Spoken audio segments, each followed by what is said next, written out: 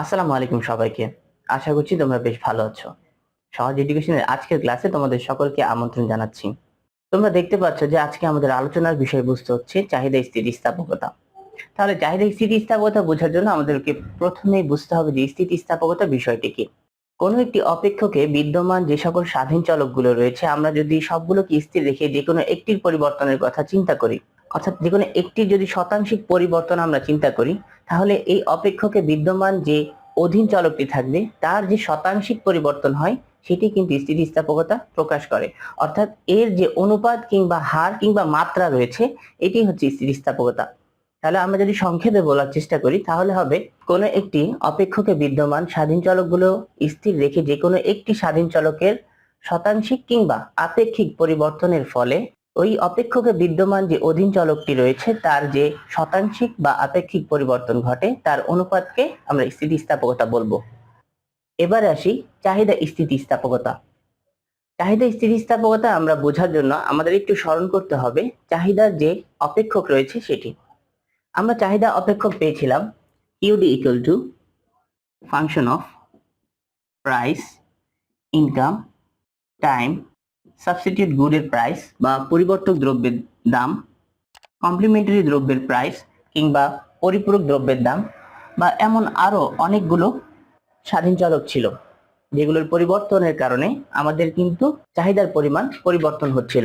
তাহলে আমরা দেখতে পাই যে চাহিদা অপেক্ষক থেকে যে চাহিদা কিন্তু এই সকল বিষয়বস্তুর উপর নির্ভর করছে, অর্থাৎ এগুলো হচ্ছে স্বাধীন চলক এবং এটি হচ্ছে অধীন চলক। অর্থাৎ চাহিদার পরিমাণ আমার নির্ভর করছে সরাসরি দামের উপর, আয়ের উপর, সময়ের উপর, পরিবর্তক দ্রব্যের দামের উপর কিংবা পরিপূরক দ্রব্যের দাম, এছাড়াও আরো অনেকগুলো স্বাধীন চলক থাকতে পারে। তাহলে আমরা এখানে যদি বাকিগুলোকে স্থির রেখে দিই এবং শুধুমাত্র দামের পরিবর্তনের কারণে, এখানে একটু বুঝতে হবে আমরা কিন্তু শুধু পরিবর্তন বলছি না, আমরা কিন্তু বলছি এখানে শতাংশিক পরিবর্তন। এটা অবশ্যই মাথায় রাখতে হবে, কেননা আমরা যখন শুধু পরিবর্তনের অনুপাত দেখব, অর্থাৎ একটি স্বাধীন চলকের পরিবর্তনের ফলে আমাদের অধীন চলকের কি ধরনের পরিবর্তন হচ্ছে এই বিষয়টি কিন্তু ঢাল প্রকাশ করে।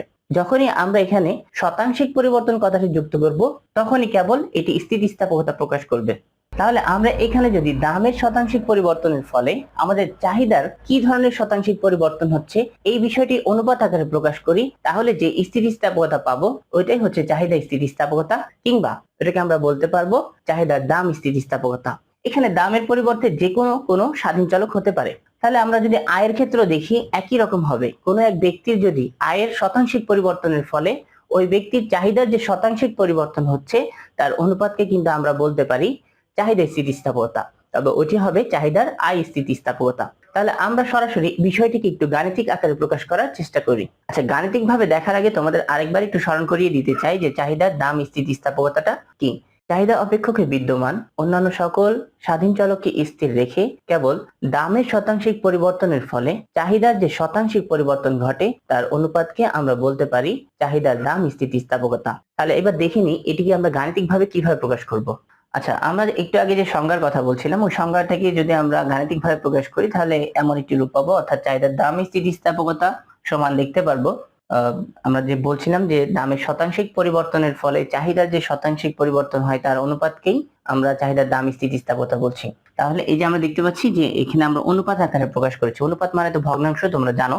তাহলে দামের শতাংশিক পরিবর্তনের ফলে আমাদের যে চাহিদার শতাংশিক পরিবর্তন হচ্ছে সেটি কিন্তু চাহিদার দাম স্থিতিস্থাপকতা, যেটিকে আমরা ইপি দিয়ে প্রকাশ করি, যার অর্থ হচ্ছে প্রাইস ইলাস্টিসিটি অফ ডিমান্ড। এখন দেখে নিব যে কিভাবে আসলে চাহিদার শতাংশিক পরিবর্তন বের করতে হয় এবং দামের শতাংশিক পরিবর্তন বের করতে হয়, এটা আমরা একটু দেখে নিই।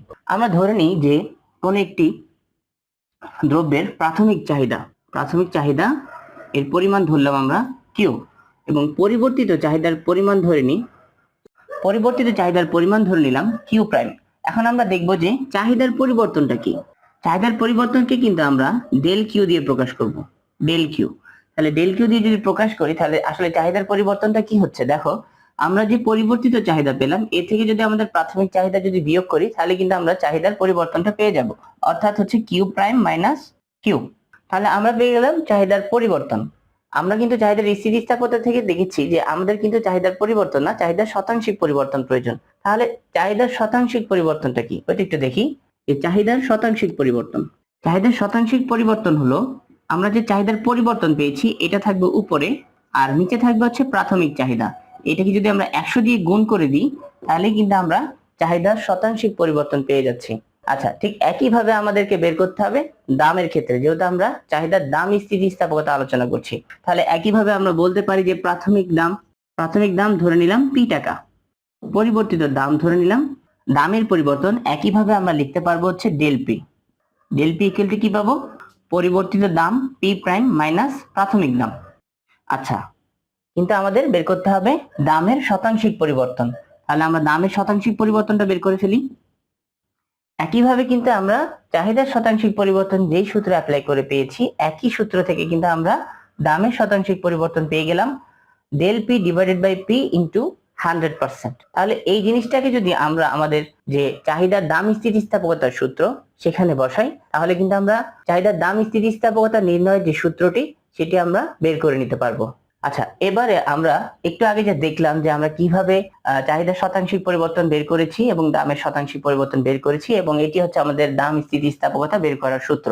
এখন শুধু আমরা ওই মানগুলো যদি এখানে বসিয়ে দিই তাহলে কিন্তু আমাদের কাঙ্ক্ষিত যে সূত্র প্রয়োগ করে আমরা বিভিন্ন গাণিতিক সমস্যাগুলি সমাধান করব সেটি কিন্তু আমরা পেয়ে যাব। তাহলে আমরা মানগুলো বসাই। দেখো, আমরা একটু আগে পেলাম যে চাহিদার শতাংশিক পরিবর্তন সমান সমান del Q divided by Q into 100%, এবং দামের শতাংশিক পরিবর্তন সমান সমান পেলাম del P divided by P into 100%।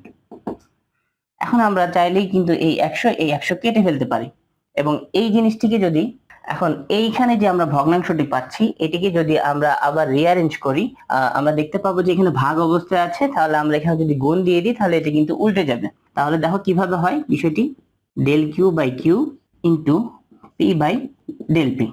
আচ্ছা, আমরা কিন্তু সূত্রটি প্রায় পেয়ে গেছি, কিন্তু এখানে আমরা এটাকে আরেকটু রিঅ্যারেঞ্জ করব, অর্থাৎ ডেল গুলোকে এক পাশে আনবো এবং ডেল ছাড়া গুলোকে এক পাশে নিয়ে আসবো।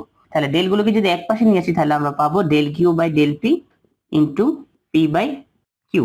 তাহলে আমরা কিন্তু আমাদের যত গাণিতিক সমস্যা আছে এই দাম স্থিতিস্থাপকতা নিয়ে সবগুলো গাণিতিক সমস্যা কিন্তু আমরা এই সূত্র প্রয়োগ করে সমাধান করতে পারবো। তাহলে আসো আমরা একটি বোর্ড প্রশ্ন সমাধানের মাধ্যমে আমরা এই বিষয়টি আরেকটু গাণিতিকভাবে বোঝার চেষ্টা করি। আচ্ছা, আমরা একটি প্রশ্নের উদ্দীপক এখানে তুলেছি। এটি কুমিল্লা বোর্ড 2021 সালের একটি প্রশ্ন। এই প্রশ্নটা আরেকটু বড় ছিল, এখানে ওয়াই দ্রব্যেরও চাহিদা দেওয়া ছিল, ওটা আমরা আপাতত আনিনি কারণ আমরা এখনো আর স্থিতিস্থাপকতা নিয়ে আলোচনা করিনি। ওখান থেকে ঘতে একটি প্রশ্ন হয়েছিল। যাই হোক, আমরা এখন গ এর সমাধান দেখব, যেখানে প্রশ্ন করা হয়েছিল যে এক্স দ্রব্যের চাহিদার দাম স্থিতিস্থাপকতা নির্ণয় করো। তাহলে আমরা এখান থেকে এখন চাহিদার দাম স্থিতিস্থাপকতা নির্ণয় করা শিখবো। তো এখানে আমরা দেখতে পাচ্ছি যে দুইটা দাম দেওয়া আছে এবং দুই দামের জন্য নির্দিষ্ট যে চাহিদার পরিমাণ সেটাও এখানে দেওয়া আছে। তাহলে আমরা খেয়াল করব যে যেটা প্রথমে দেওয়া আছে এটিকে আমরা প্রাথমিক দাম ধরবো, অনুরূপ ভাবে আমরা এটিকে ধরবো হচ্ছে প্রাথমিক চাহিদার পরিমাণ, এবং এখানে যে দাম পরিবর্তন হলো এটিকে ধরবো হচ্ছে পরিবর্তিত দাম, এবং এটিকে ধরবো হচ্ছে পরিবর্তিত চাহিদার পরিমাণ। তাহলে এই বিষয়টিকে আমরা কিভাবে সমাধান করব এটি আমি এখন তোমাদের ধাপে ধাপে দেখাচ্ছি। প্রথমে আমরা লিখে নিব যে এখানে আমাদের কি কি তথ্য আছে এগুলোকে আমরা আগে প্রকাশ করার চেষ্টা করব। তাহলে দেখতে পাচ্ছ যে আমরা এই ছকটি থেকে যে যে তথ্যগুলো পাচ্ছি এগুলোকে আমরা প্রথমে উপস্থাপন করার চেষ্টা করব। দেখা যাচ্ছে প্রাথমিক দাম পি সমান সমান 12 টাকা, পরিবর্তিত দাম পি প্রাইম ইকুয়াল টু 14 টাকা, এবং দামের পরিবর্তনটা আমরা পি প্রাইম থেকে পি কে বিয়োগ দিয়ে আমরা পাচ্ছি হচ্ছে 2 টাকা। একইভাবে যদি আমরা প্রাথমিক চাহিদা দেখি, প্রাথমিক চাহিদা কিউ ইকুয়াল টু 12 একক, পরিবর্তিত চাহিদা কিউ প্রাইম ইকুয়াল টু 8 একক, এবং চাহিদার পরিবর্তন del Q equal to Q prime minus Q, অর্থাৎ পরটা থেকে আগেটা বিয়োগ করলে আমরা এখানে কিন্তু একটি মাইনাস ভ্যালু পাচ্ছি যার পরিমাণ হচ্ছে -4 একক। এবারে এটিকে আমরা যদি চাহিদার দাম স্থিতিস্থাপকতা ইপি তে আমরা যদি বসাই তাহলে কিন্তু আমরা আমাদের কাঙ্ক্ষিত ফলাফল পেয়ে যাব। তাহলে এই হচ্ছে আমাদের দাম স্থিতিস্থাপকতার যে সূত্রটি, এই সূত্রে আমরা যদি এখান থেকে মানগুলো বসাই তাহলে পাচ্ছি হচ্ছে ডেল কিউ সমান সমান -4 এবং ডেল পি সমান সমান পাচ্ছি হচ্ছে 2 ইন্টু আমাদের প্রাথমিক দাম ছিল হচ্ছে 12 টাকা এবং প্রাথমিক চাহিদার পরিমাণও কিন্তু ছিল 12 একক। তাহলে এখন যদি আমরা এটাকে হিসাব করি তাহলে আমরা কিন্তু খুব সহজেই 12 কেটে দিতে পারি, এবং এখানে যদি 2 দিয়ে ভাগ করি তাহলে এখানে থাকবে 2, এখানে 1, তাহলে আমরা কিন্তু অবশেষে পাচ্ছি হচ্ছে -2। আমাদের মনে রাখতে হবে যে যখনই আমরা দাম স্থিতিস্থাপকতা নির্ণয় করব এই -2 এর একটি গুরুত্ব রয়েছে, কেননা এটি দিয়ে আমরা হচ্ছে দ্রব্যের প্রকৃতি নির্ণয় করতে পারি। কিন্তু আমরা যখন কেবল দাম স্থিতিস্থাপকতা প্রকাশ করব তখন কিন্তু আমরা কোনো মাইনাস ভ্যালু রাখবো না। কাজেই আমাদের এখানে পরম মান নিতে হবে। এখানে আমাদের সাইড নোটে লিখে দিতে হবে যে পরম মান নিয়ে, এবং জানো যে পরম মান নিলে মাইনাস ভ্যালু গুলো প্লাস হয়ে যায়, অর্থাৎ আমরা এখানে দাম স্থিতিস্থাপকতার মান পেলাম 2। আচ্ছা, আমরা একটু আগেই ইপির মান নির্ণয় করা শিখেছি। প্রশ্নটিতেও ছিল কেবলই দাম স্থিতিস্থাপকতা নির্ণয় করো, কিন্তু অনেক সময় দেখবে যে দ্রব্যের প্রকৃতি নির্ণয় করতে বলা হয়। তাহলে দ্রব্যের প্রকৃতি নির্ণয় করার জন্য আমাদের এই কয়েকটি প্রয়োজনীয় তথ্য জানা থাকা প্রয়োজন। প্রথমে দেখো যে আমরা যেহেতু দাম স্থিতিস্থাপকতার পরম মান নিতাম, তাহলে দাম স্থিতিস্থাপকতার সর্বনিম্ন মান কিন্তু 0 হওয়া সম্ভব, কেননা পরম মান নিলে আমরা কোনো নেগেটিভ ভ্যালু পাই না। কাজেই দাম স্থিতিস্থাপকতা 0 থেকে বড় কিংবা শূন্যের সমান এবং একদম অসীম পর্যন্ত দাম স্থিতিস্থাপকতার মান হওয়া সম্ভব। এবারে দেখি যে আমরা যখন সিদ্ধান্ত দিব দ্রব্যের প্রকৃতি হিসেবে, তখন আমরা কোন কোন বিষয়গুলো মাথায় রাখবো। আমি তোমাদের জন্য এখানে উল্লেখ করে দিয়েছি যে দাম স্থিতিস্থাপকতার মান যদি 1 অপেক্ষা কম হয়, অর্থাৎ এককের চেয়ে কম স্থিতিস্থাপক হয়, সেই সকল দ্রব্যগুলোকে আমরা কিন্তু বলবো নিত্য প্রয়োজনীয় দ্রব্য। এবং দাম স্থিতিস্থাপকতার মান যদি 1-এর সমান হয়, তাহলে ওই দ্রব্যগুলোকে আমরা বলবো সাধারণ দ্রব্য। এবং যদি দাম স্থিতিস্থাপকতার মান 1-এর চেয়ে অধিক হয়, অর্থাৎ এককের চেয়ে বেশি স্থিতিস্থাপক হয়, সেগুলোকে বলবো আমরা বিলাসজাত দ্রব্য। তাহলে আমরা যখন দ্রব্যের প্রকৃতি বর্ণনা করতে যাব, তাহলে আমাদেরকে অবশ্যই দাম স্থিতিস্থাপকতার মানটি দেখতে হবে। সেটি যদি 1 অপেক্ষা ছোট হয়, তাহলে আমরা বলবো যে দ্রব্যটি নিত্য প্রয়োজনীয় দ্রব্য।